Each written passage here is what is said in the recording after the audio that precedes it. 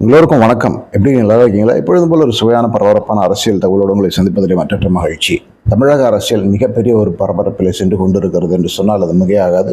குறிப்பாக ஆளுகின்ற திராவிட முன்னேற்ற கழகம் தடுமாறுகிறதா? 2026 சட்டமன்ற தேர்தல்களை எதிர்கொள்வதிலே திமுகவுக்கு பெரும் சிக்கல் இருக்குமா அப்படிங்கிறத பற்றி ஒரு வேகமான அலசல். ஏன் இப்படி ஒரு நிலைமாற்றம் அப்படின்னு சொல்லி கட்டாயமாக பலரும் கேட்கலாம். பல விஷயங்கள் வேகமாக அரங்கேறுகின்றன. அதில் மிக மிக முக்கியமாக டாஸ்மாகிலே மிகப்பெரிய ஒரு ஊழல் வெளிவந்துள்ளது.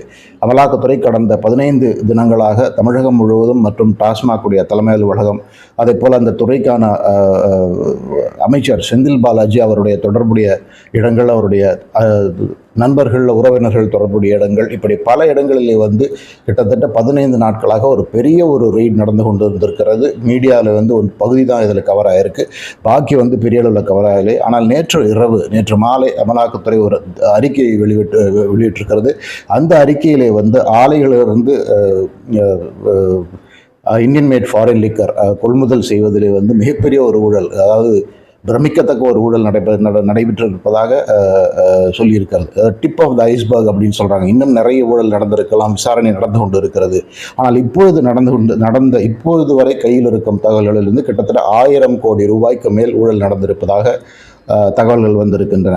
எப்படி நடந்திருக்கு ஊழல்னு சொன்னாங்க. ஒன்று ரிகிங் டெண்டர்ஸ், அதாவது இந்த தனியார் மதுபான ஆலைகளுக்கு டெண்டர் கொடுப்பதிலே அந்த டெண்டர் விவரங்களை முன்னே அவர்களுக்கு தெரிவித்து அவரிடம் அந்த டெண்டர் என்ன விலை கொடுத்தால் அந்த டெண்டர் அவர்களுக்கு கிடைக்கும் என்று சொல்லிவிடுவது ஒன்று. இன்னொன்று, ஒரு பெட்டி இந்தியன் மேட் ஃபாரின் லிக்கருக்கு இவ்வளவு பணம் என்று கேஷ் லஞ்சம், அது பல கோடிகள், பல 100 கோடிகள். இப்படி பலவாறாக பெரிய ஒரு பேரலல் கவர்மெண்ட் மாதிரி ஒரு சாம்ராஜ்யத்தையே அந்த துறை நடத்தி வந்திருக்கிறது அப்படின்னு சொல்லி தகவல்கள் வந்திருக்கின்றன. மேலும் வரும் நாட்களில் விசாரணை நடப்பது மட்டுமல்லாமல் உறுதியாக இந்த விஷயத்தில் பல கைதுகள் நடக்கக்கூடும் என்ற தகவல்கள் வருகின்றன. அமைச்சர் செந்தில் பாலாஜி இப்போ ஜாமீனில் தான் வெளியே இருக்கிறார். இந்த துறைக்கான அமைச்சர் அவர் உறுதியாக அவர் மீண்டும் வேறொரு புதிய வழக்கிலே கைது செய்யப்படுவதற்கான வாய்ப்புகள் இருப்பதாக தெரிகிறது. தேர்தலை குறிவைத்து தான் இந்த ரெய்டுகள் என்று ஒரு சிலர் செல்கிறார்கள். அதாவது வரும் சட்டமன்ற தேர்தலுக்கு செலவு செய்வதற்கு திராவிட முன்னேற்ற கழகத்துக்கு நிதி அப்படிங்கிற ஒரு பெரிய ஒரு விஷயத்தை கொடுப்பது இந்த டாஸ்மாக் துறையிலிருந்து தான் என்பது தெள்ள தெளிவாக சொல்லுகிறார்கள். குறிப்பாக இன்னும் சொல்லப்போனால் அமைச்சர் செந்தில் பாலாஜி அண்ணா திராவிட முன்னேற்ற கழகமிருந்து திராவிட முன்னேற்ற கழகத்தை சேர்ந்ததற்கான முக்கியமான காரணமே ஒன்று, அவர் தேர்தலை கையாளும் விதம், அது அந்த மாதிரி ஒரு நபர் இப்போது திமுகவில் இல்லை என்பதாலும் ஒன்று. இன்னொரு, திமுகவில் உள்ள மூத்த அமைச்சர்கள் பெரிய அளவில் அந்த மாதிரி விஷயங்களை செய்வதில்லை. குறிப்பாக அவங்க வெற்றி பெறுவது, அவங்க மாவட்டத்திலே கட்சி வலுவாக இருப்பது தாண்டி அவங்க தமிழ்நாடு முழுவதும் கட்சி ஜெயிக்க வேண்டும் அப்படிங்கிறதுக்கான செலவுகளை செய்வதற்கு அவர்கள் தயாராக இல்லை. அப்படி தயாராக இருந்ததால தான் செந்தில் பாலாஜிக்கு இவ்வளவு பெரிய முக்கியத்துவம் இந்த ஆட்சியில் இருக்கிறது, திராவிட முன்னேற்ற கழகத்தில் இருக்கிறது. அண்ணா திராவிட முன்னேற்ற கழகத்திலிருந்து வந்தவர் என்று சொன்னாலுமே கூட கிட்டத்தட்ட இன்றைக்கு முதலமைச்சர், துணை முதலமைச்சர் அவர்கள் இருவரை தாண்டி நம்பர் 3 செந்தில் பாலாஜி அமைச்சரவையில் வலம் வருகிறார். ஏற்கனவே உள்ள பல அமைச்சர்கள் KN நேரு, துரைமுருகன் போன்றோரை எல்லாம் தாண்டி ஒரு மிக மூத்த அமைச்சராக செந்தில் பாலாஜி வரம் வருகிறார் என்று பலரும் சொல்லுகிறார்கள். அந்த அளவிற்கு அவருக்குள்ள செல்வாக்கு அவ்வளவு பலம் பொருந்தியதற்கான காரணம் தேர்தல் வெற்றி, திமுகவுடைய தேர்தல் வெற்றி அப்படிங்கிறதுல உறுதியான ஒரு மிகப்பெரிய பங்கு செந்தில் பாலாஜி ஆற்றுவாருங்கிற ஒரு காரணத்தால் தான் சொல்லுகிறார்கள்.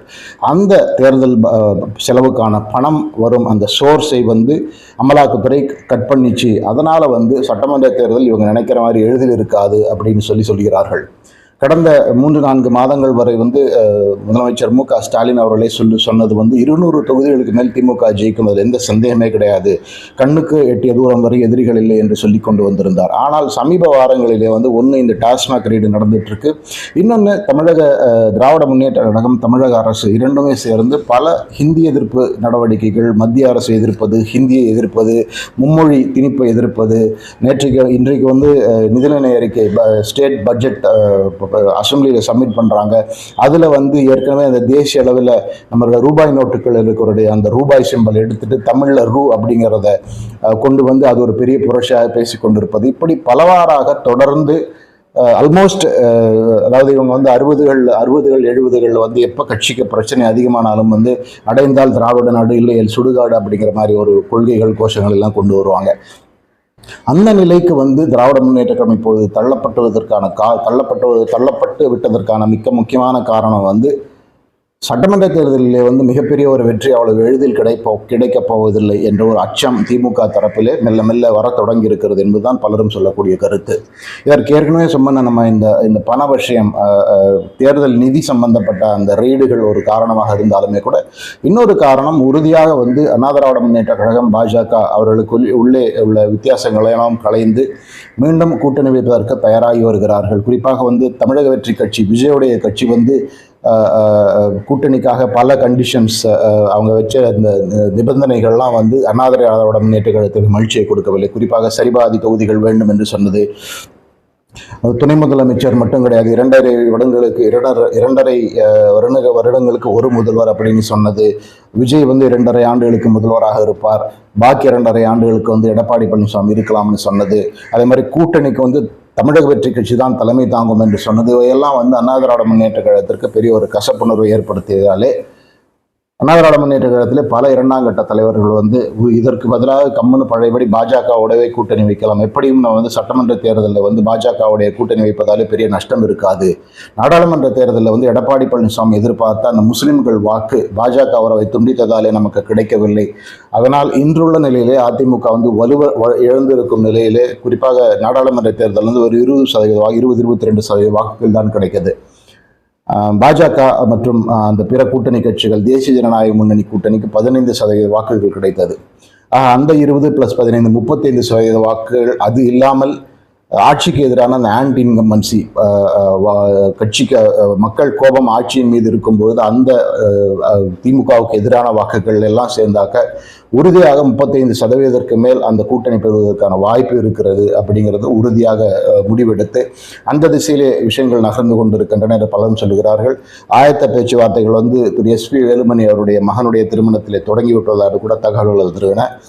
இதையெல்லாம் அறிந்து திமுக வந்து மிக மிக பதட்டத்தில் இருப்பதாகவும், அவர்கள் கனவு கொண்டிருந்த அந்த 200 தொகுதிகளுக்கு மேல் வெற்றி பெறுவோங்கிறதெல்லாம் நடக்காது அப்படிங்கிற பட்சத்தில், ஒன்று இங்கு நடக்கும் விஷயங்களிலிருந்து மக்களை திசை திருப்புவது, இன்னொன்று வந்து இந்த போலரைசேஷன் சொல்லுவாங்க. இந்த மாதிரி மொழி, இனம், மதம் சார்ந்த விஷயங்களை பேசி மக்களை வந்து ஒரு மாதிரி மக்களுடைய உள்ளங்களிலே வந்து ஒரு கொதிப்பை உண்டாக்கி பாஜக மற்றும் அதிமுகவுக்கு எதிராக அவர்களை திருப்பிவிட்டு திமுகவுடைய ஆதரவை வலுப்படுத்துவது, அது ஒன்றுதான் வழி அப்படிங்கிற ஒரு முடிவு எடுத்திருக்கிறார்கள் அப்படிங்கிறதான் சுவாரஸ்யமான விஷயமாக இருக்கிறது. காங்கிரஸ் கட்சிக்கு வந்து தேசிய அளவில் உறுதியாக இது ஒரு பெரிய தர்ம சங்கடத்தை ஏற்படுத்தும். குறிப்பாக நேற்றைக்கு வந்து அந்த தமிழ் ரூவை வந்து நம்ம தேசிய அளவில் இருக்கிற அந்த ரூபாய் சின்னத்திற்கு பதிலாக தமிழ் ரூ அப்படிங்கிறத அறிமுகப்படுத்துவது வந்து காங்கிரஸ் கட்சி வந்து இதற்கு ஒப்புக்கொள்கிறதா என்று இப்பொழுதே வந்து தேசிய அளவில் கேள்விகள் எழுந்திருக்கின்றன. தமிழகத்திலே வந்து காங்கிரஸ் கூட்டணியில் இங்கே இருந்தாலும் கூட தேசிய அளவிலே காங்கிரஸ் வளர்ச்சி பெரிய ஒரு சவாலாக இருக்கும் வேளையிலே மீண்டும் மீண்டும் திமுக இந்த மாதிரி விஷயங்களை செய்து கொண்டிருப்பது திராவிட முன்னேற்ற கழகத்திற்கு காங்கிரஸ் கட்சிக்கு ஒரு தர்ம சங்கடம் என்பதிலே சந்தேகம் கிடையாது. இருந்தாலும் இப்போதைக்கு வந்து காங்கிரஸ் கட்சி இந்த கூட்டணியெல்லாம் தொடரும் என்று சொன்னாலும் கூட்டணியிலிருந்து வேறு சில கட்சிகள் வந்து விலகுவதற்கான வாய்ப்பு இருக்கிறது அப்படின்னும் ஒரு சில தகவல்கள் சொல்லுகின்றன. குறிப்பாக வந்து கம்யூனிஸ்ட் கட்சிகள் மற்றும் திருமாவளவனுடைய விடுதலை சிறுத்தைகள் கட்சி திமுக கூட்டணியில் தொடர வேண்டுமா இல்லையா என்பதை பற்றி 2 மனதில் இருப்பதாக தகவல்கள் சொல்கின்றன. அந்த கட்சிகளுடைய கூட்டணி உறுதியாக திமுகவுக்கு மிகவும் அவசியம் என்பது சந்தேகமில்லை. அதே போல் காங்கிரஸ் கட்சியினுடைய ஓட் பேங்க், அதாவது அவங்க ஓட்டுக்கு மிக மிக முக்கியமான கிறிஸ்தவர்கள் வாக்கு பெரிய அளவில் தமிழக கட்சிக்கு போய்விடக்கூடும் என்று தகவல்கள் இருக்கின்றன. அதே போல் முஸ்லீம் வாக்குகளை கூட திமுகவோடு எப்பொழுதும் இருக்கிற முஸ்லீம் வாக்குகளும் கூட விஜயால் பிரிக்கப்படும் என்ற சூழ்நிலையிலே இவர்கள் இதுவரை சொல்லிக் கொண்டிருந்தது போல உறுதியாக அல்லது மிக மிக சுலபமாக 200 தொகுதிகள்ங்கிறதெல்லாம் வெறும் கனவாக மாறிக்கொண்டு வருகிறது என்பதை தெளிவாக திராவிட முன்னேற்ற கழகம் உணர்கிறது என்று பலரும் சொல்லுகிறார்கள். இனிவரும் நாட்களிலே வாரங்களிலிருந்து எப்படி இந்த இந்திய எதிர்ப்பு அரசியல், மத்திய மாநில உறவு சரியில்லை, மத்திய அரசு நிதி கொடுக்கவில்லை, ரூபாய் நோட்டிலே சின்னத்தை மாற்றினோம், இது போன்ற விஷயங்கள்லாம் சொல்லி மக்கள் வாக்குகளை பெற முடியுமா முடியாதா என்பதை டைம் தான் சொல்லும்.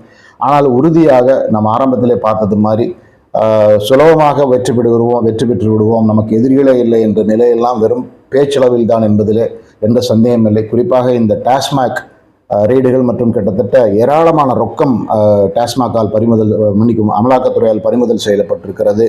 அது எல்லாமே வந்து தேர்தலுக்கு தேவையான பணம், தேர்தல் செலவுக்கான பணம் என்று பலரும் சொல்லுகிறார்கள். ஆக தேர்தலுக்கான அந்த பணம் வருகின்ற அந்த ஒரு ரூட் ஃபுல்லாக பிளாக் பண்ணிடுச்சு அமலாக்கத்துறை என்ற சூழ்நிலையிலே திராவிட முன்னேற்ற கழகம் பதட்டத்தில் இருப்பதில் எந்த சந்தேகம் இல்லை என்பதுதான் பொதுவான கருத்தாக இருக்கிறது. இதையெல்லாம் தாண்டி திமுக மீண்டும் வெற்றி பெறுவனால் உறுதியாக அது வந்து அவருடைய திராவிட மாடலுக்கு வெற்றின்னு சொல்லலாம். அதில் சந்தேகமே கிடையாது. அந்த சாதனை முதலமைச்சர் மு.க.ஸ்டாலின் படைப்பாரா? இதே கூட்டணியை மீண்டும் ஆட்சியில் அமர்த்தி மு.க.ஸ்டாலின் வந்து கருணாநிதி அவர்களை விட மிக மிக ஒரு வலிமையான தலைவராக காட்டிக்கொள்ள வாய்ப்பு இருக்கிறதா? இல்லை இந்த திமுக ஆட்சியை வந்து இத்தோடு முடிவுக்கு வந்து 2026 வந்து ஒரு மாற்று ஆட்சி வருமா அப்படிங்கிறதெல்லாம் பொறுத்திருந்து தான் பார்க்க வேண்டும். மிக மிக பரபரப்பான சுவையான அரசியல் கட்டத்திலே தமிழகம் நடந்து கொண்டு இருக்கிறது. பொறுத்திருந்து பார்ப்போம் என்ன நடக்கிறது என்று. இந்த ஒரு காணொலியை பற்றி உங்கள் தகவல், உங்களுடைய ஃபீட்பேக் என்னன்னு சொல்லிட்டு கட்டாயம் பதிவு பண்ணுங்கள். உங்கள் நேரத்துக்கு மிக்க நன்றி. நான் வேறொரு தகவலோடு உங்களை சந்திக்கிறேன். மிக்க நன்றி.